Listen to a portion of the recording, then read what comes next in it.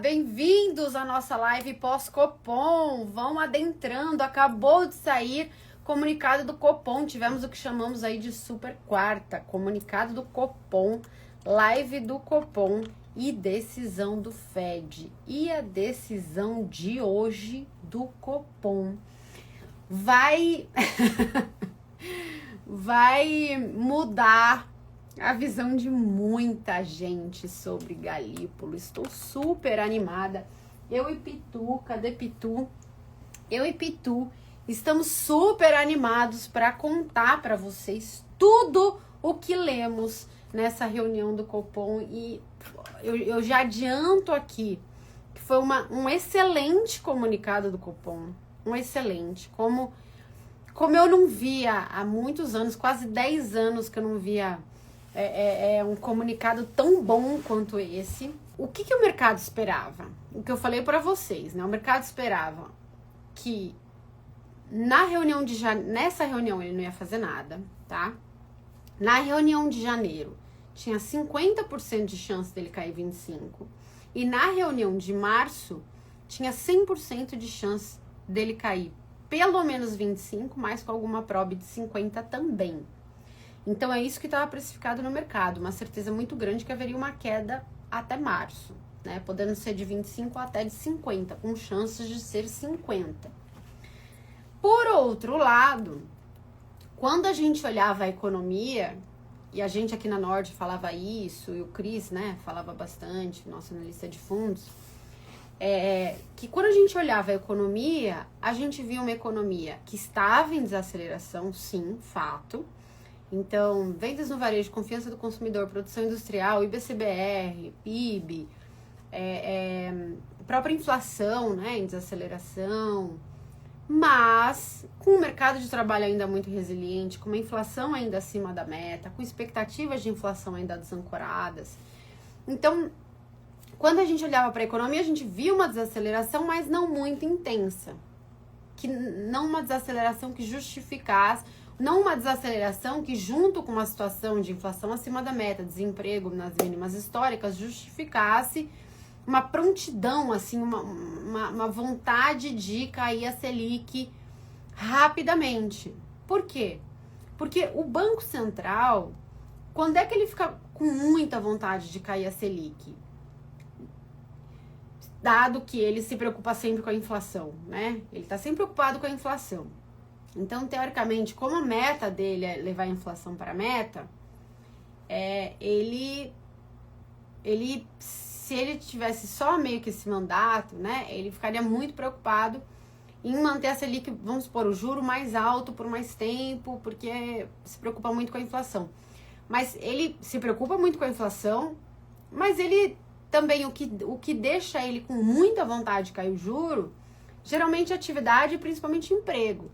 Ele também tem uma consciência social, né? E é até a segunda meta dele, que é secundária em relação à primeira, mas existe, que é maximizar o emprego. Nos Estados Unidos, por exemplo, o mandato do Fed é dual. É controlar a inflação maximizando o emprego.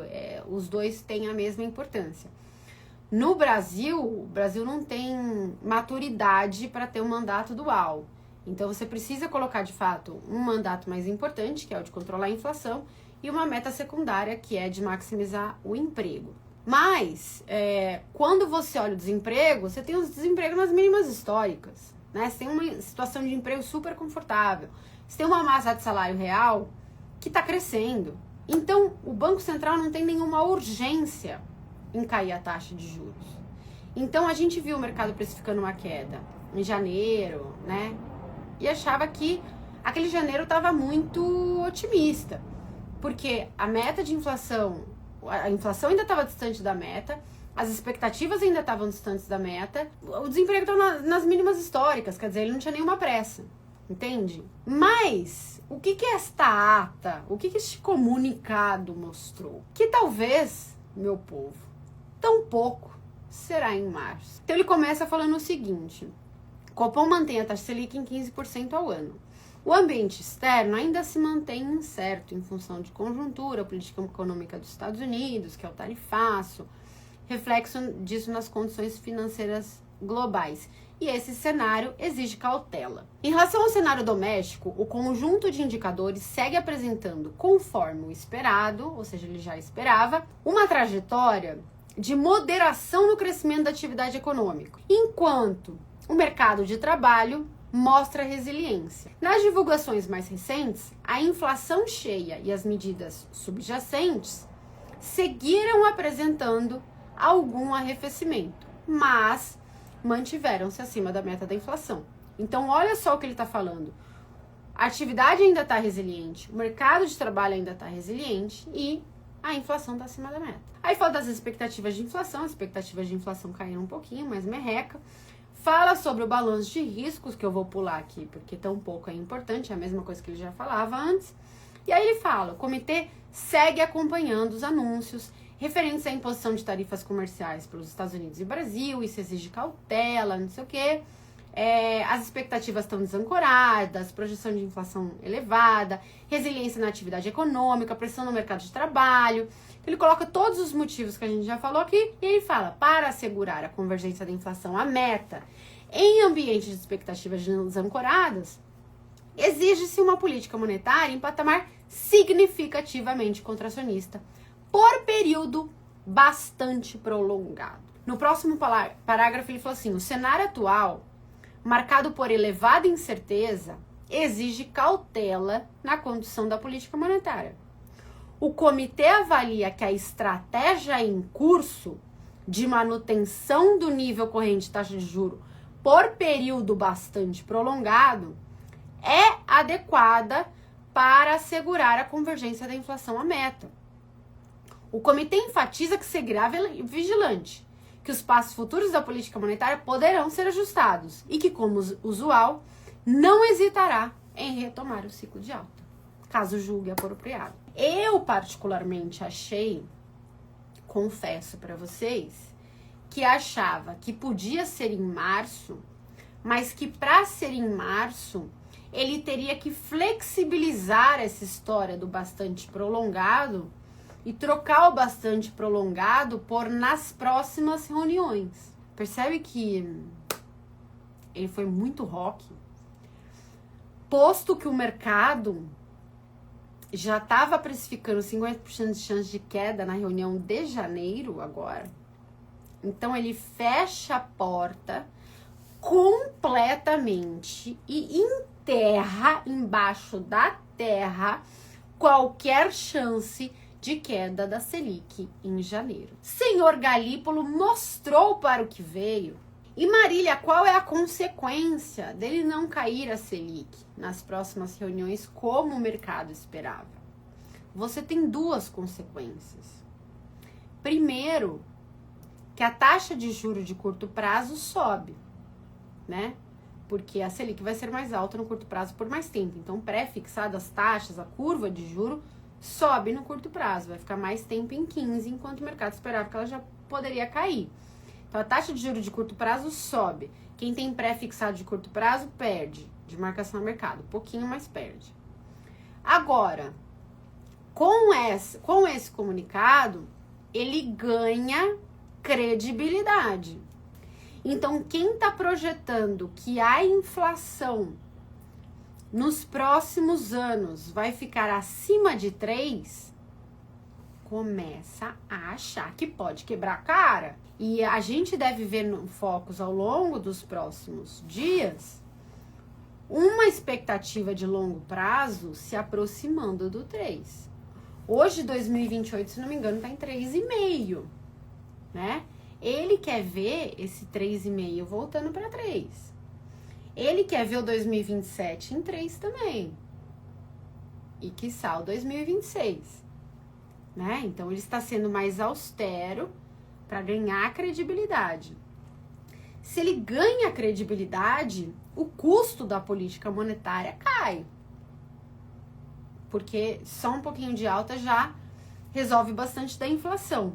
Ou seja, o juro de longo prazo pode ser menor, porque ele está ganhando credibilidade. Porque ele vai conseguir controlar a inflação. e porque no longo prazo ele vai poder fazer um ciclo maior de queda de juros, uma vez que ele ganhou credibilidade. Quando aconteceu isso? Quando que o Banco Central fez exatamente a mesma coisa, ganhou credibilidade, deixou a Selic alta por mais tempo, enquanto o mercado já acreditava que ele podia cair? Quando a gente estava na época do Ilan, com o governo Temer, o Ilan fez exatamente isso. A gente estava em 2016 com pré-fixado a 17%, com IPCA e IPCA mais 7,5%. A inflação de 2015 tinha fechado em 10,67%, com expectativas completamente desancoradas. E o que o Ilan fez? A Selic estava alta na época, acho que estava 14,25%, e o mercado achava que, porque o câmbio tinha caído, eventualmente ele já podia cortar a Selic. Mas ele manteve a Selic estável. Até que ele jogou a Selic para 6%, num dos mais longos ciclos de queda da Selic. Por quê? Porque ele podia. Porque ele tinha essa moral. Porque ele tinha mantido a Selic estável por mais tempo, por período prolongado, controlado a inflação, recuperado as expectativas, ganhado credibilidade e, portanto, o custo da política monetária passou a ser menor, tá? Então, Ilan fez isso e foi essa política monetária que foi a época que eu mais ganhei dinheiro em renda fixa na vida. E foi isso que Galípolo fez agora, meu povo. Foi isso que Galípolo fez. Galípolo optou por ganhar credibilidade, por ser austero quando o mercado já permitia, por estimativas econômicas, em cair a taxa de juros. Mas Galípolo e toda a diretoria disse, não vou cair, porque só cair-lo-ei, como diria Temer, quando as expectativas de inflação estiverem ancoradas. Aí sim, eu vou cair. Temos que parabenizar Galípolo. Porque assim, mudou da água pro vinho e tá tocando, tá na presidência do Banco Central, tocando a política monetária com maestria. Tá certo? Mas vocês que estão aqui não têm pré-fixado de curto prazo, meu povo. A gente tem pré-fixado o quê? De longo prazo. Por quê? Porque o prêmio tá no longo, né?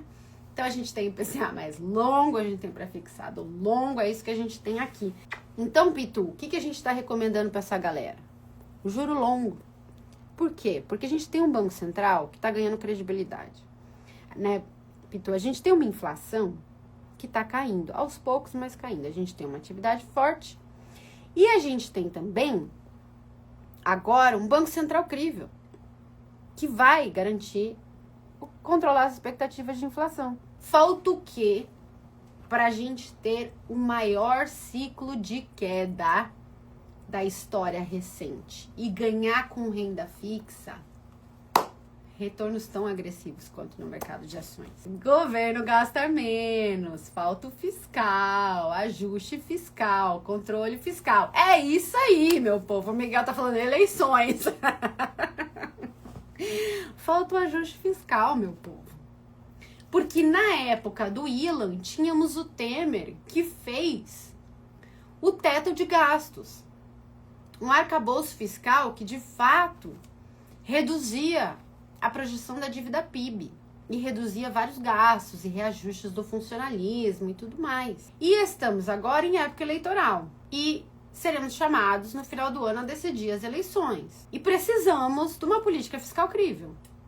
E os candidatos vão, ao longo do ano que vem, debater essa política fiscal. Então, se vencer ano que vem um candidato com uma política fiscal crível, o céu é o limite para nós, investidores de taxa de juros. E, meu povo, vocês sabem que a renda fixa é a mãe da bolsa, né? Que inclusive é o nome do meu próximo livro, que já está sendo lançado em todas as livrarias. Ainda não chegou, mas acho que até o final de dezembro chega. E a renda fixa é a mãe da bolsa. O que vai acontecer com a bolsa, meus caros? A hora que a taxa Selic cair de 5 para 8.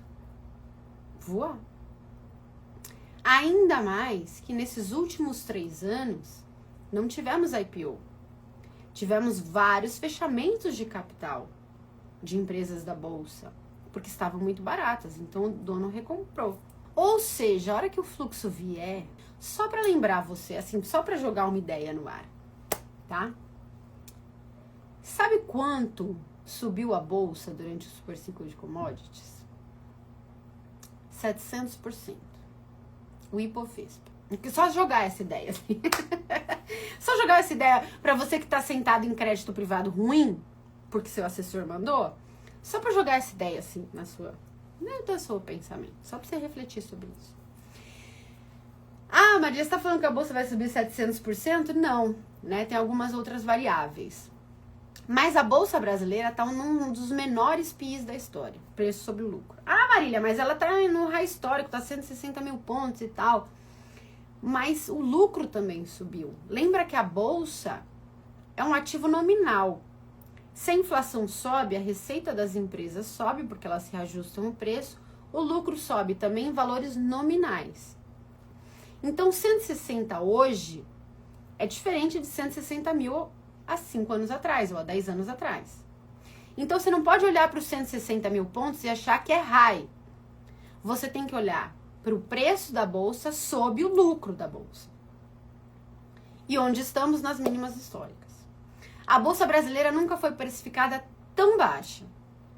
Os investidores nunca tiveram tão subalocados em bolsa. A gente nunca teve uma recompra tão grande das ações. E a gente está diante de uma possibilidade real de queda da Selic.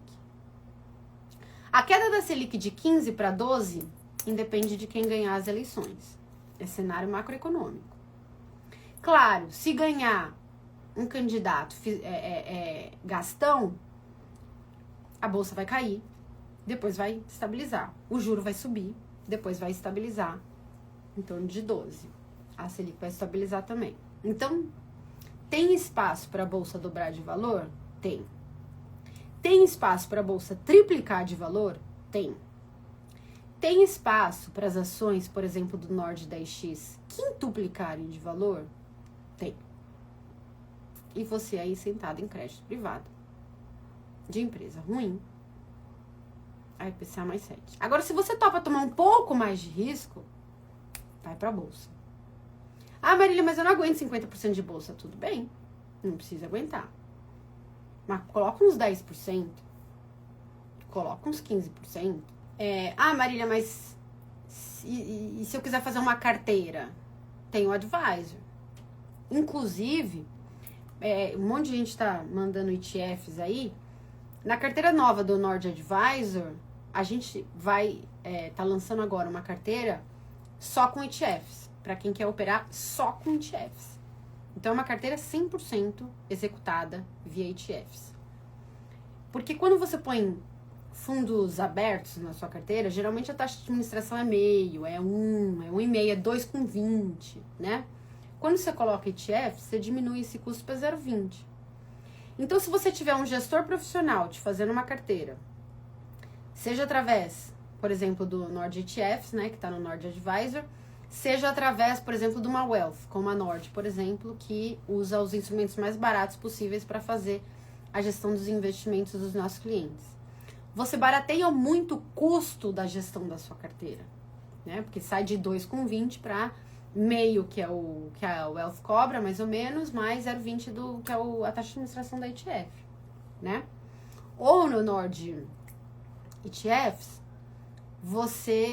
se você tiver uma carteira, por exemplo, de 200 mil reais e segue a carteira do Nord ETFs, o seu custo vira, grosso modo, 0,5%. Então, para quem tem um patrimônio abaixo de 1 milhão, o Nord Advisor, para quem gosta de fazer stock picking, eu gosto. Para quem não gosta, Nord ETFs. Tá tudo lá no Nord Advisor. Quanto, Marília? 12 vezes de R$ 97,00. Ah, Marília, mas eu quero vitalício. Eu quero pagar 12 vezes e não pagar nunca mais. 12 vezes de R$100, condição única só para o lançamento. E se eu tenho mais de 1 milhão? Aí tem que ser uma gestão mais sofisticada, porque é um patrimônio mais sofisticado. E aí a gente vai fazer uma coisa super personalizada para você. Nord Wealth. Qual o custo? Em torno de meio. Ah, Marília, mas tem outras consultorias também. Tem, elas cobram 1%. E honestamente, a gestão não é melhor do que a nossa, ao contrário. E é isso, pessoal. Depois a gente conversa mais, né? Agora vocês já me escutaram bastante. Que os investimentos de vocês não parem de triunfar, que vocês tenham uma excelente tarde. E até a próxima reunião Copom.